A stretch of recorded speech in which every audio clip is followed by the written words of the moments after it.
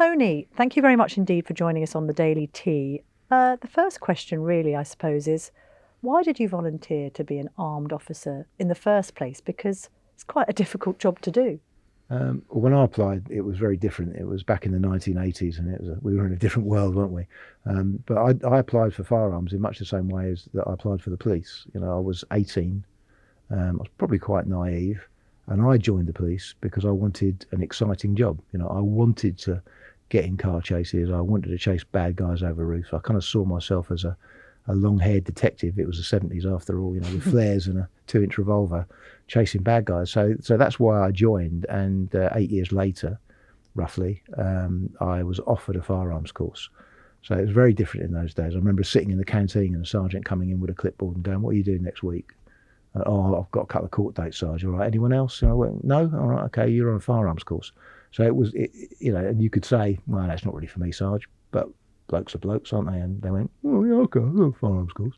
And we were training nearly 5,000 authorised shots to a safe but a very low level compared with things. And the firearms course took 5 days, 4 days on a range, and then 1 day of tactics. Now the shortest course you can go on, let's say you're going to go and, you know, on the diplomatic protection group and stand outside an embassy, is 5 weeks.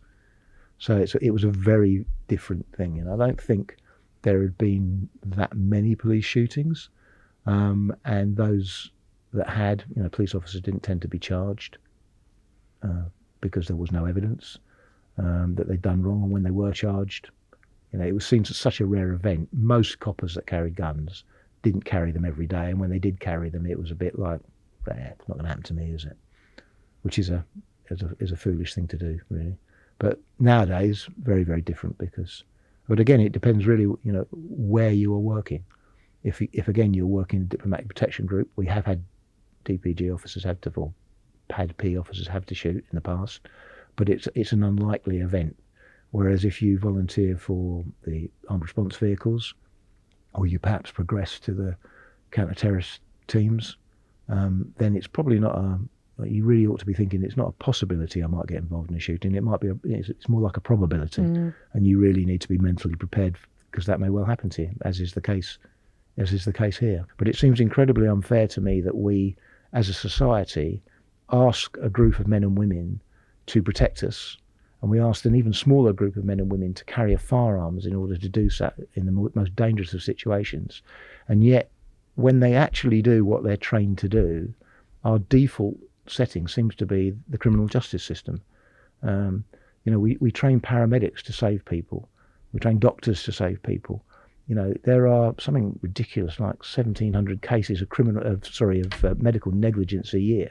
But our first port of call when someone dies through medical negligence isn't to prosecute, it's to ensure that doesn't happen again. You know, we say, "Oh, this doctor's, you know, this is the second time."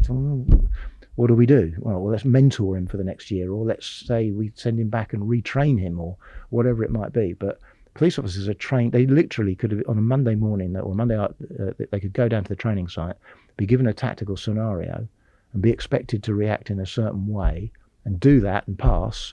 And then Tuesday, they go out on a job, are confronted by a very similar situation, do exactly the same, and months later they're charged with murder. And you know, it's something needs to change, because I think we know certainly that the police service is kind of on its knees, generally speaking, you know, regardless of the police use of firearms. But they're all volunteers. Every police officer that carries a firearm in the whole of the country is a volunteer. As I said, we used to train nearly 5,000 shots when I joined in the 80s. Now there's only 2,500 shots trained to a much higher standard. When you say shots, that's individuals. Yeah, shot is a slang term, really. Yes. The correct term is authorised firearms officers, yes. But we used to say shots. Yeah. But if people aren't volunteering, and they're not now because of this, so typically in a year, because of, you think? Because of situations like this.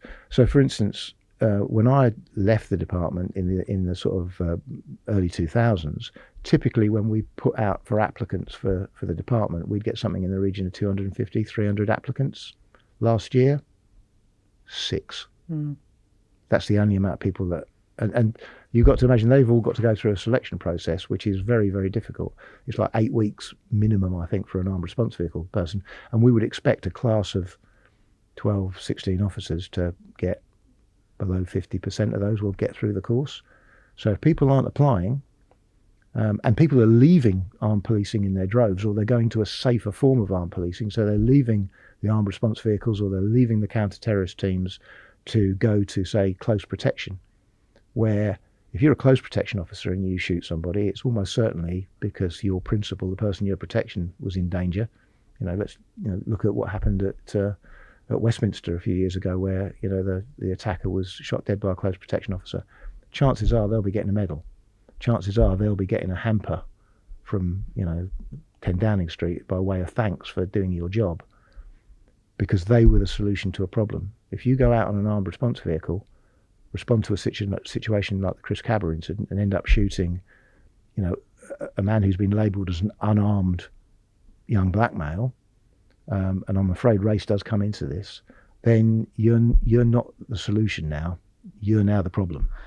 You've caused problems that we didn't want to exist. And of course he wasn't unarmed. A lot more people are killed on the roads of England every year than are shot by guns. And if you've got malicious intent and you're behind the wheel of an Audi Q8, you're a very dangerous person. You must have replayed the events of the 30th of April 2005 thousands of times in your head. We have a situation where in 2.1 seconds, your life changes irrevocably and the suspect that you shot dies. What can you tell us about your recollections of that incident? Well, I know now that they weren't accurate, because I don't have the qualifications to talk about this in sort of medical detail, but from personal experience of several incidents I've been involved in, and what I've read and what I understand from talking to other people that have been in similar situations, is that the human body, when it feels like, or the human brain rather, when it feels like it's in life-threatening danger, it releases chemicals into the system which affect the way you work. It's fight or flight syndrome. You don't need fine motor skills, ironically, like pulling a trigger. You need to be able to grapple with a bear, or stab a bear. And so what it does is it takes blood away from major muscle groups, or minor muscle groups rather, which is great if you're a Neanderthal man, but doesn't work quite so well in a technical age. And the brain just says, right, you're in a real difficult situation here. You don't need to bother with the minutiae. It doesn't matter what colour that guy's jacket is, or it doesn't matter what the index number of that car is, or it doesn't matter where your mates are in relation to you. What matters is saving your life. And this happens to all of us. It happens to us on a day-to-day basis. And so the brain messes with things. And so my defence 10 years after the case, and this wasn't my defence, this is the defence that my barrister introduced to the court, was that he went through every single witness that was at the scene, police officers and members of the public, and every single one of them had got key facts wrong. And essentially my defence was, if 14 other witnesses to this incident got something wrong, why are we holding Anthony Long to having the facts absolutely right? But I would just imagine that you would have this whole scene that has had such a profound effect on your life, sort of replaying over and over and over in your head. Certainly I remember when I was getting ready to go to court, I would go and walk the dog, and I would start my walk with, I swear by Almighty God, the evidence I give to this court should be the truth, the whole truth, and nothing but the truth. Anthony Long, former police constable. And then I would cross-examine myself as I walked along, and I'd ask questions that I thought that the defence might ask me, because it's, you prepare for things, don't you? Any big thing in life, and there's not much bigger than appearing in court charged with murder. So I do have a recollection of it, and that is it's still my honestly held recollection. But I now know that it probably isn't absolutely perfect, because I'm not absolutely perfect. Before your actual charge for murder, which of course you were found not guilty of, there was a public inquiry which found that unlawful force had been used. Yeah. I read the inquiry report. What is interesting from it is that you didn't seem as a team to have been well prepared by your senior officers there seems to have been not a huge amount of planning. You've talked about you could be in training one day and the next day you're in a live environment where ultimately, given that you were armed, someone could die. Mm-hmm. I was quite struck by that.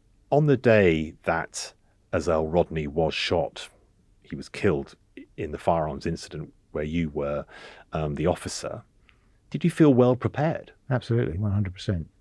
So that is an interesting thing, that's the perception that you drew from reading the report about the public inquiry, because as I was giving my evidence, some of the questions that the judge asked me to sort of clarify questions that had been put to me by counsel, as I'm listening to him, I'm thinking, you just ain't getting this. What do you mean? What didn't he get? What didn't he get, do you think? He was just asking really naive questions, like, I fired 8 shots. And I know, like, to have I thought about it? Of course I've thought about it. I thought about it every day. And, why 8 shots? Well, if Azelle Rodney hadn't been sitting in the back seat of the car wearing a seatbelt and he'd been out on the pavement, I'd have probably fired 2, 3 shots perhaps in quick succession, because it's a close quarter threat. And he would have started to fall. Gravity would have taken over. He would have been seriously wounded and he would have started to fall to the floor. And my brain would have registered the threat is over, and I would have probably stopped firing, probably at 3 or 4 shots. But I was shooting repeatedly into a man who I believed was armed with a submachine gun, and there didn't appear to be any real effect. And of course now I realise it's because the back of his legs, his back, his buttocks were supported by the seat in the rear of the car, and he had a seatbelt on. So he was only ever going to sort of fall out of the seatbelt towards me. Now, that's obviously with the benefit of hindsight and with the benefit of reading all the other people's statements and reading, forensic witnesses and stuff like that. But one of the shots that I fired, and for some reason the judge decided it was the first shot. It may or may not have been, I don't know.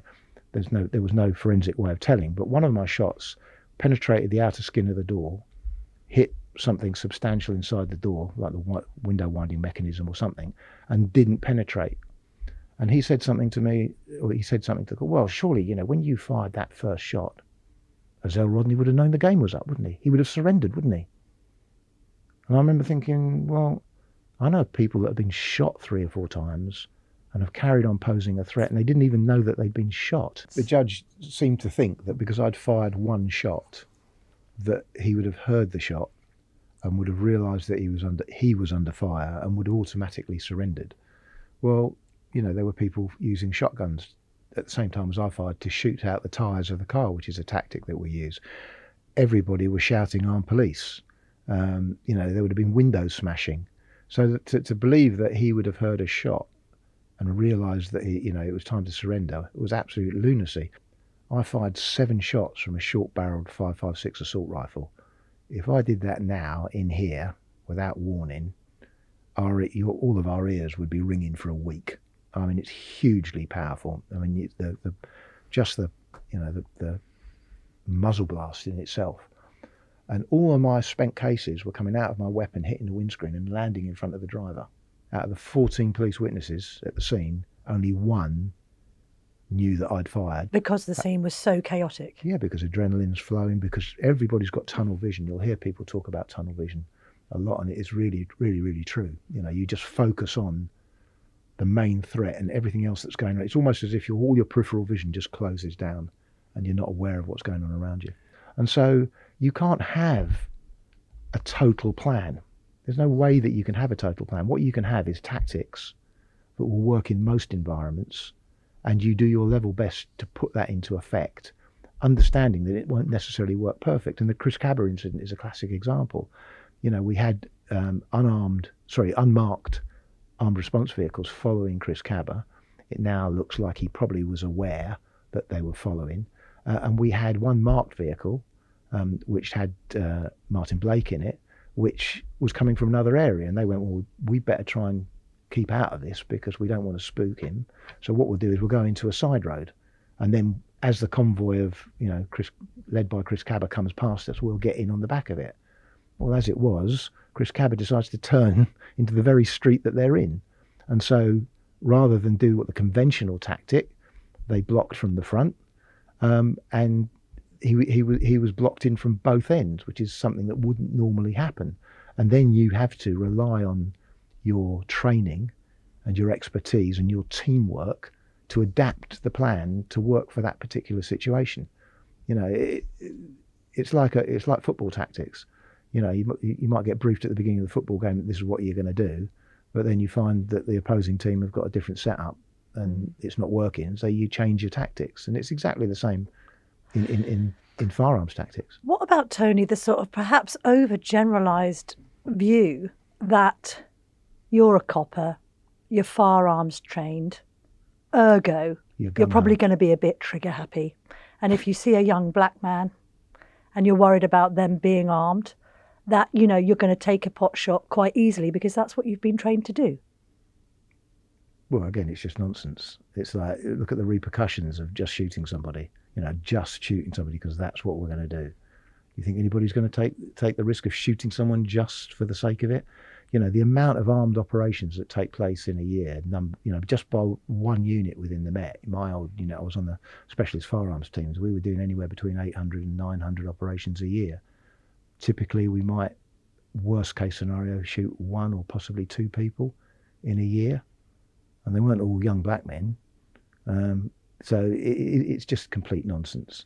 I'm sorry, you know, there will be people that won't believe me when I say that. But the reality is that the setup, the training, that sort of person just simply doesn't get through the system. And, you know, I find it hard to answer because it is, and no disrespect to your question, it's just a ridiculous question.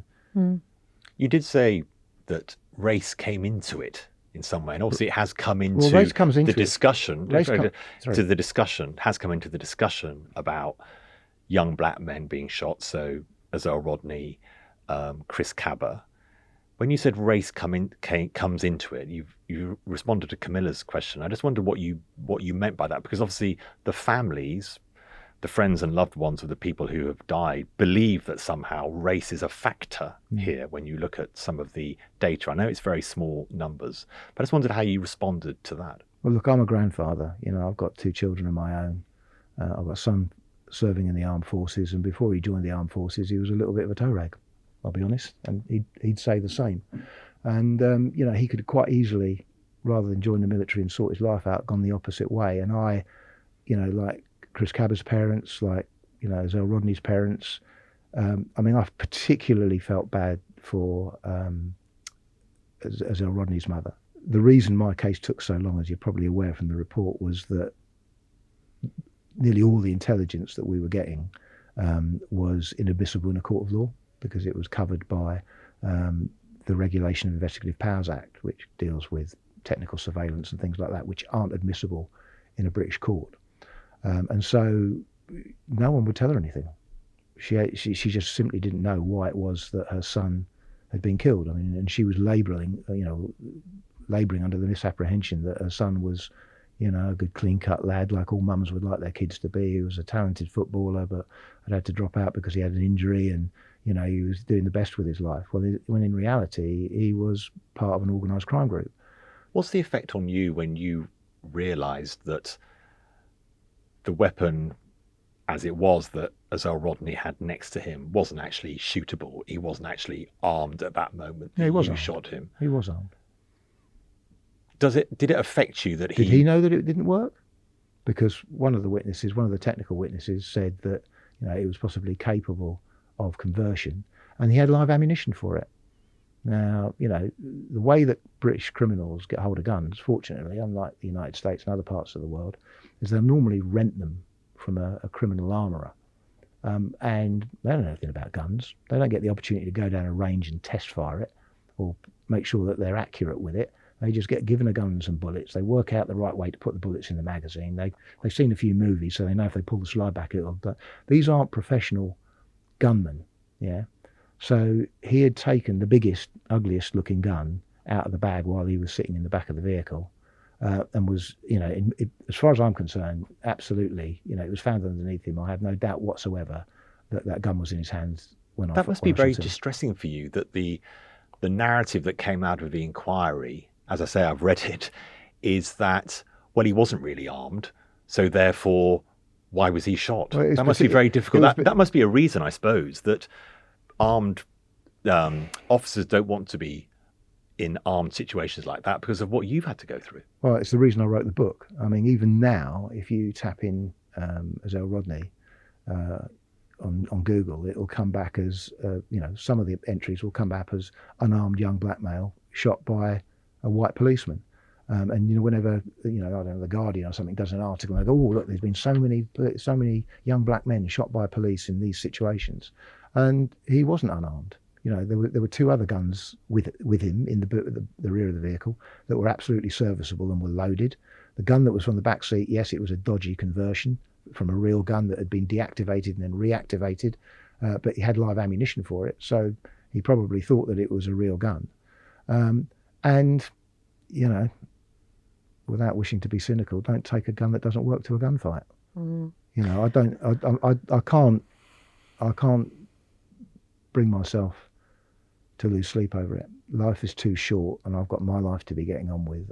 I'll be absolutely honest, and I've said this, and I don't think it necessarily comes over correctly, but I'm going to say it anyway. But in my career, I'd had to shoot several people before I shot Azelle Rodney, and all different circumstances. One was somebody that was holding a little girl hostage and stabbing her with a knife.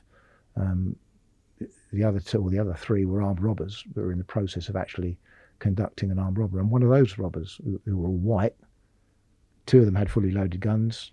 One of them had a perfectly functional .357 Magnum, but they clearly couldn't source ammunition for it, so his gun was empty and was there just as a threat.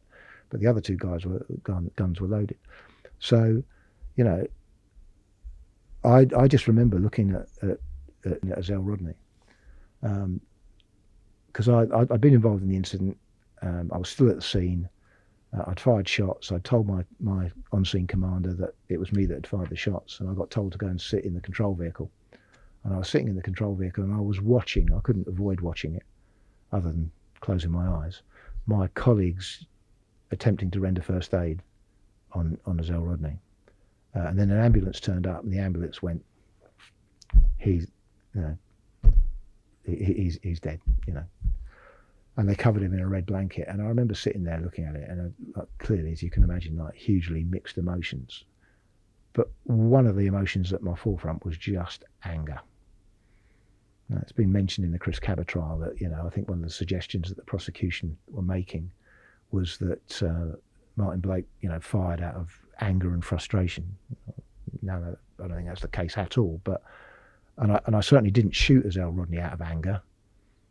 But afterwards, when the emotions start to sort of creep in, anger was definitely at the forefront, because that young man lying underneath that red blanket had changed my life, probably for the rest of my life.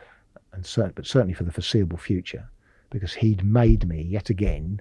And in the twilight of my service, I literally had 100 days to go before I retired my 30 years. I had to take that young man's life, all because of his selfish greed and his stupidity. And we're human beings. You can't take that emotion away. You can't pretend it doesn't exist, because it does. And I'll reiterate it. I had a huge amount of sympathy for Azelle Rodney's mum, but nothing I can say or do is going to change that. And my attitude is, when I got up that morning, about 4 o'clock in the morning to go to work for a 6 o'clock briefing, I had no idea that I was going to have to shoot anybody. I went on hundreds of jobs every year, and I hadn't had to shoot anyone since 1987. And here I was cruising towards the finish line and retiring to a good job, and now that was all changed. Do you ever look back and think, I wish I hadn't pulled the trigger? There's no point, is there? There's no point thinking that, because I did. What, obviously, being charged with murder all that time on must have been horrific. I wonder what it was like to be waiting in the dock for the verdict on whether you were actually a murderer. It's a bit of a strange story in point of fact. But obviously the whole trial was stressful because you're sitting there, you're watching the jury, you're trying to read, you're just looking for any tiny little clue as to what they're thinking. And of course, it's not, more often than not, it's absolutely not forthcoming, and you probably misread it anyway. But what happened was they couldn't come to an agreement across the board. There turned out to be one person that wasn't in agreement. And so the judge had to make a decision about whether or not to allow a majority verdict. And he addressed the court and myself as I'm sitting in the box in the absence of the jury, and explained this and said, I'm going to call the jury in a minute, and I'm going to see if they've changed, if they've now got everyone on the jury agrees. If they don't, I'm in mind to give them till sort of after lunch, and then we'll bring them back in, and at that point I'll probably accept a majority verdict. So the jury was called in, and I'd been trying to work out who the jury foreman was, and I was actually spot on. And this guy got up, and he was asked, I can't remember whether it was by the judge or the clerk of the court now, but he said, have you come to a decision, a verdict upon which you're all agreed? And he said yes. At which point everyone in the court, the judge, the clerk, the other jury members, all looked like completely confused, and people started tugging the sleeve of the judge, going, no, we haven't agreed. And so he went, oh no, I'm sorry, and the judge, I remember the judge looking over his glasses and going, are you sure? So he said, no, we haven't agreed. So he said, right, so well, I'm going to send you out and give you another couple of hours and then call you back. But as soon as that kind of broke the ice in the whole courtroom, and I remember 2 or 3 of the women on the jury looked at me and smiled. It was almost like an embarrassed smile. It was almost like, sorry about that, and I just knew from that point that they were going to go not guilty. I just knew it. Just that the volume of people that turned towards me and looked for a response from me with a sort of a smile on their face. And so we then went for lunch, and I remember all of my defence barrister, my solicitors, the members of the Police Federation, senior members for SO19 were all in the canteen. I'm a bit of a cartoonist, and I was just killing time by drawing some cartoons. And they looked at me like, how are you so cool? Like they were way more nervous than I was. And I said, because it's not guilty.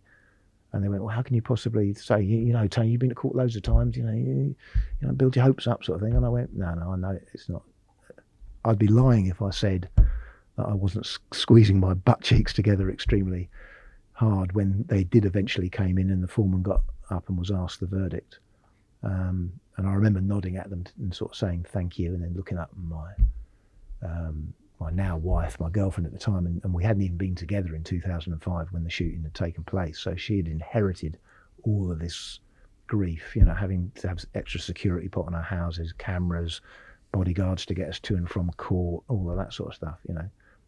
She didn't deserve any of that, but there she was up in the thing crying, and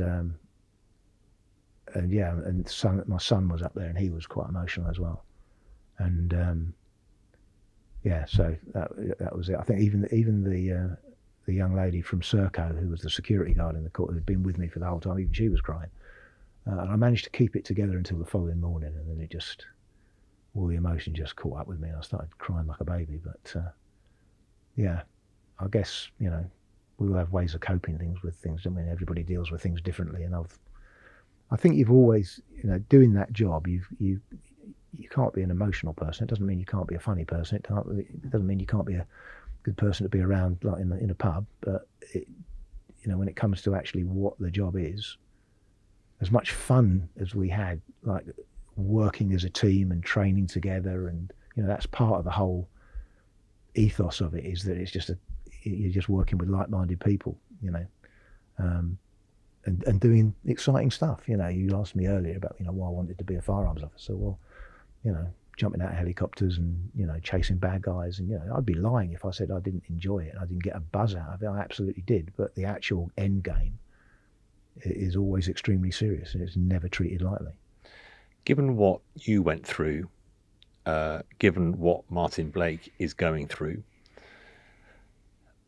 what do you think about what are the risks to the future of the armed parts of the police force? Well, I actually think that there is a, I won't say a class of people, but there is a sort of a section of society that would disagree fundamentally with police having firearms at all. I'm not quite sure how they think the police would deal with terrorists or deal with armed criminals and drug dealers. I really don't know, but there are people that think that, it's against the British way of life for police officers to carry guns, and therefore, we shouldn't. And perhaps that creeps into why, some of these prosecutions take place to a degree.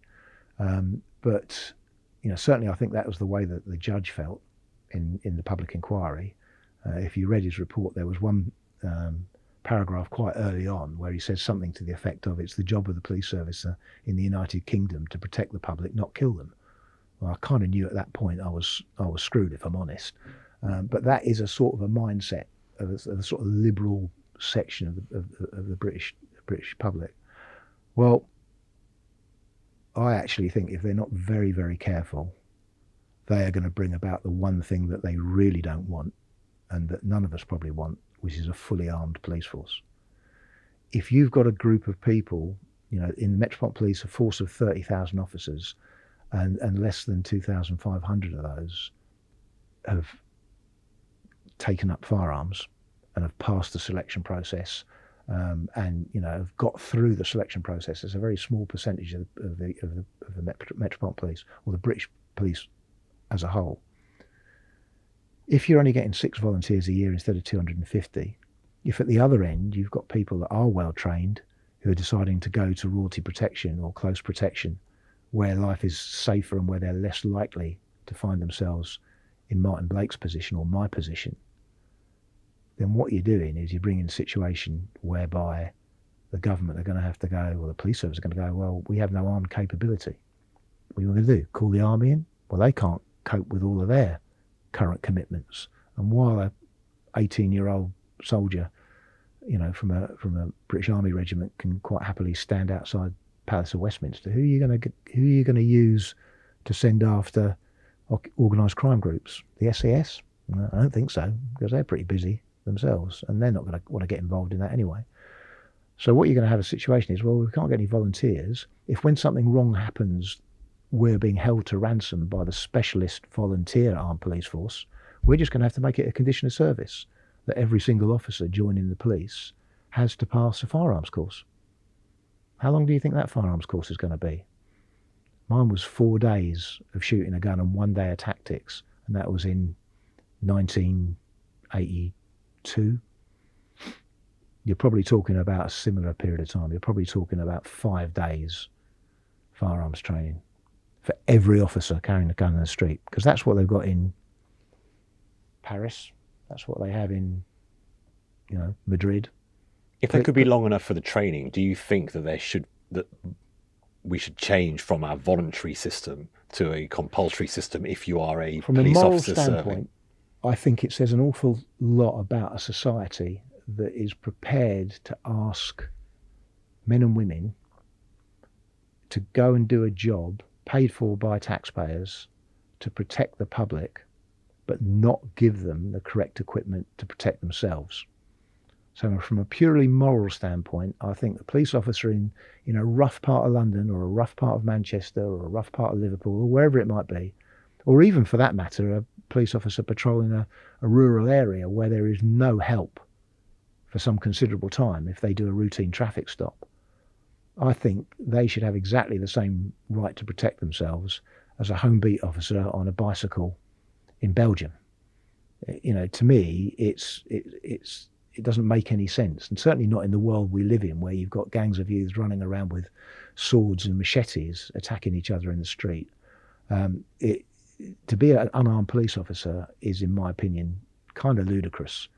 But from a purely practical standpoint, you'd basically, and to be fair, it's going that way anyway, you basically have to tear down the modern police force as it looks at the minute and completely recreate it.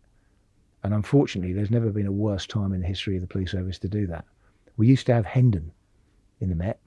Every single police officer, from the commissioner down to the newest probationer, had gone through Hendon. He'd been, or she had been, marched onto a parade ground every morning and inspected You know, they'd been instilled with a sort of discipline that just doesn't exist anymore. And if that still existed, you could actually take, you know, today's generation, put them through a disciplined training establishment like that, where you would build a range, and once a week their class would go down and they'd fired 50 rounds ahead. And by the end of a 20-week recruits course, you'd have someone coming out the other end that you could probably trust to carry a gun. But the way it is now, that's all been thrown away with the bathwater, isn't it? We don't have police training colleges anymore. You know, we send them to local colleges and universities to do a little degree, and it's all been watered down. You know, we have no police stations. Where would you keep the guns? Where would you parade them? You know, where would they safely load their guns into a loading bay? And so, if I'm hearing you right, you feel that police officers should be armed. No, I do. But that practically it's not possible because of the way that the police force has been underfunded, messed around with over the past years by government after government. After government, yeah, exactly. And the whole subject of armed policing is like a rusty old tin can that's been kicked down an alleyway since 1829. You know, we've said, the British police historically have not been armed. Well, that's not altogether true, actually, because in the late 1800s, when London was expanding as a capital city, and before we had telephones and before we had automobiles and wireless radios, we had police officers patrolling the outer regions of the Metropolitan Police, places like Bromley and Biggin Hill and places like that. And there was several murders in the space of a year, and there was huge pressure to arm the police. And so as a compromise, they armed police officers that wanted to carry a firearm for their own safety with what they called a comforter. And they were given a 45 caliber revolver that they shoved in their pocket, and then they went about their night duty patrolling, you know, little villages out in the wilds of Kent and Surrey. And that only got stopped in the 1930s when the suburbs had expanded. We now had cars, so help wasn't that far away. We now had telephone police boxes they could go and ring for help and like that. So it kind of disappeared. And then in the 1980s, we had a series of police officers that were killed in the line of duty. In fact, I think over a 1 year period, we lost more police officers in the London Metropolitan Police than either New York City or Los Angeles did in the same time period. And there was a huge cry to arm the police. So the solution was, don't give everyone a gun. Let's put 3 cars out over the whole of London, one for north of the river, one for south of the river, and one central, and we'll call them armed response vehicles. And then if an unarmed bobby needs a copper with a gun, at least there'll be coppers with guns in their cars able to go and help them. And so we did that. And then it was like, it's not getting any better. We're still losing police officers. Well, let's give all police officers body armour. Or it's still not getting any better. Or let's give them CS gas. Let's give them longer batons. Let's give them taser. And of course, there's lots of people that go, taser's the solution. Well, taser is a great, less lethal option when it works. But it's like a 2-shot musket. You know, if you fire both of those barbs at a deranged 6'6" lunatic and it has no effect, then you're out of options. You know, it's great when it works, and it can be used as an option. I mean, even we'd go back to we're talking about families. Members of Azelle Rodney's family said, "Well, why couldn't he have been tasered? What, through a window?" Taser barbs aren't going to go through any obstacle. You know, they struggle to get through the thickness of a thick jacket. They're not. You can't shoot at somebody in a car with a taser. It's not going to work. Would you worry about the American experience with armed police, that you get into a situation where you actually ratchet up violence? It becomes war on the streets to an even greater extent than we have now. If the police were armed. Okay, let's not talk about the American situation. We always talk about America because we are two nations divided by a common language, aren't we? And kind of most of the time you have a conversation with an American and you kind of make out what they're saying and they can kind of make out what you're saying. But we are, despite the fact we're out of Europe, more European than we are American. Why don't we look at the Dutch experience? Why don't we look at the Belgian experience or the Spanish or the French experience? I was on holiday in Spain earlier in the year, and it happened to coincide when they have the period in the summer where every small village has its like little festival that goes on for a week and all the rest of it. And there was a little community team. They actually had community police written on their back. And they're wearing trousers bloused into their combat boots. Everyone had a gun, everyone had a baton, some of them had tasers. And they were just part of the community. You know, someone with a new baby would come up and go, "Oh, do you want to hold a new baby?" And they knew each other by name. And we always pride ourselves in this country, we are the nation that founded policing, community policing, what's the term that everybody uses? Bobby's on the beat. Bobby's on the beat, but there's a term that we use that gets used, like, we police by consent. You're a service, not a force, supposedly. Well, we are. Actually, coincidentally, the week that we became a service, having been a force since 1829, the Royal Mail parcel delivery became parcel force. So it's like, and to be honest, I've never had to service a violent drunk into the back of a van. I've always had to kind of force him in. So it depends on terminology, I suppose. But we always talk that, don't we, about we police by consent. Well, how do you think the Americans police for the most part? Most American cities, most American townships are actually more local policing than we have in this country. I think the smallest police force in this country is about 1,500 officers. That would be a huge police department in the United States. Most American police departments, despite New York at one end of the extreme, be like 40,000, and Los Angeles 8,000. The vast majority of city police departments in the United States is like something like ridiculous, like 4 officers. The chief of police, his brother-in-law, some bloke that's an ex-cop from New York, and he's the dog handler because he owns a dog. Do you know what I mean? It's but everyone in the town knows them. And if you bring in a young whippersnapper as a young cop, and he starts giving out too many parking tickets or starts being obnoxious, someone's going to be knocking on the chief of police's door and going, "Hey, what? You need to get rid of that dude. He's causing problems." And he'll go. That's policing by consent. You don't get that in the UK. And okay, so, there are big city areas, where there's huge crime in the United States, and they probably don't police by consent. But I'll tell you, we don't either. We don't police by consent in most big cities in the UK.